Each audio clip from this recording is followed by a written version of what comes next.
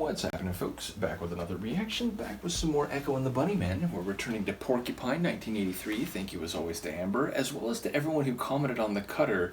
It's clear that tune was very impactful and has a lot of nostalgic qualities for a number of folks who follow the channel. So yeah, that was very cool, and I was happy to read all those comments. The next track on the record is The Back of Love, which I'm a bit intrigued by. Like, the back of something is the opposite of the front, and thus I'm wondering whether this is the less seen qualities of love, or is the less enjoyable aspects of love the backside of love, which I suppose there's some comedy in that phrasing, but ultimately it sounds like it's the dimensions of love that are maybe less considered or less immediately experienced. So I'll see what I can catch on a first listen. This is Echo and the Bunnymen. The track is The Back of Love, and it's from the 1983 album Porcupine.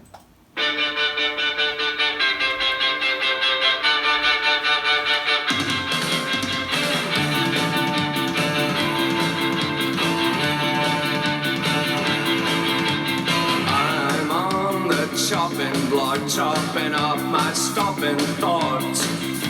Self-doubt and selfism were the cheapest things I ever bought. And you said it's love to win the bag of love. And you say it's love to win the bag of love. When taking advantage of, breaking the back of love.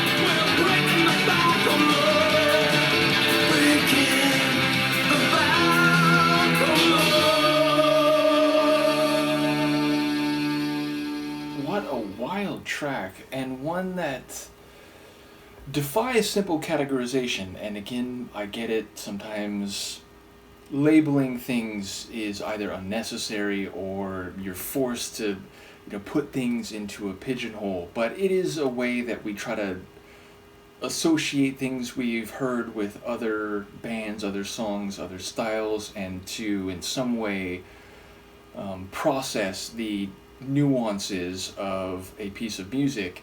And in that regard, it was like part post-punk, part art pop, part psychedelia. Like, it really had some different flavors to it. and McCulloch's vocals in the middle of it are just wild and eccentric and very compelling. So yeah, lyrically I'm less certain of exactly what's happening, but it sounds like, I was going to say a dialogue, but maybe that's not right. It's like he is referring to what this other person had said at some prior point, but it sounds like it's all monologue, and maybe she's not even there. Maybe he is, running back through their words and ultimately, viewing from the current situation, past experiences, or what led them to the present. But yeah, so it sounds like the essence of the title is, part of a larger phrase, breaking the back of love, which sounds very physical, and of course, if you break your back, it's a serious injury and can be very debilitating. So in that regard, I'm thinking it may relate to, committing a, fatal injury to the love between these people. And what was the line that he said, she or whoever this other person is, it's like, oh, easier said than done, but it sounds like from the point of view of the narrator, it was eventually achieved, maybe not intentionally and maybe with dire consequences. But yeah, I mean, there's this crazy bass going, there's like really fast and intricate guitar work, the drums are cycling and rolling over, and just the whole sonic atmosphere kept shifting. And then eventually, as I said, like in the latter stages, it got very cavernous and psychedelic, and the vocals were echoed, and it felt almost like a psychedelic mental state, and perhaps speaking to what happens after the back of love is broken.